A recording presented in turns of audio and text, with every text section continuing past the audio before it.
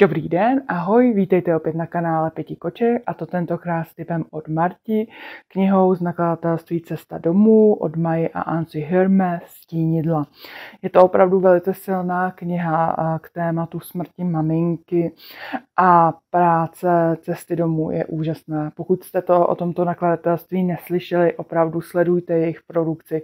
Ty knihy jsou velice důležité.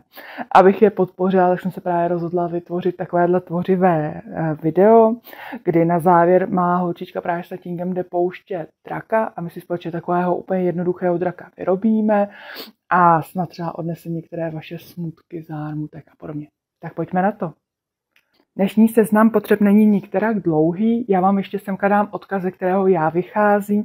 Je to ne takový ten typický český drak, ale spíš na způsob origami, takže je trošku jiný, je velice jednoduchý na výrobu a věřím, že bude mít i dobré letové vlastnosti.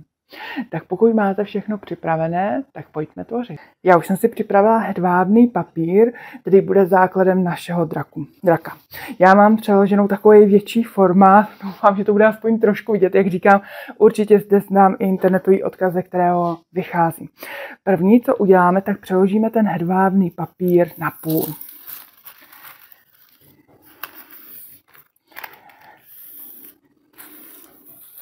Když ho máme takhle na půl, tak my ho ještě přeložíme trošku jiným způsobem, aby nám vytvořil se právě takový drak.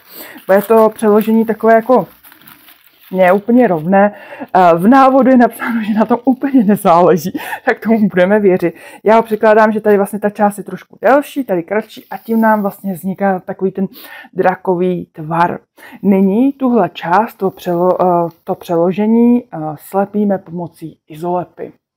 Mám slepený aktuálně a půjdeme na nalepení špejle. Budeme používat jenom naopak od těch našich českých draků jenom jednu špejli, která se bude dávat po té delší straně. Na tu spodní pak budeme přidělávat ocas. Takže si otočíme papír a do této části přilepíme špejly. Já zase využiju lepící pásku, asi to bude nejideálnější, aby to dobře drželo. Takže přilepíme špejly.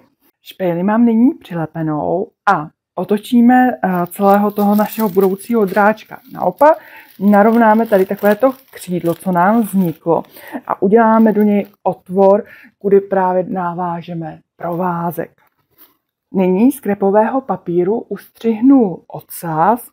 Ten ocas bude mít šířku 2,5 cm a na délku by měl mít kolem 150 cm. Ale můžou být i pro menší děti ten ocas kratší, může být kolem 60-90 cm.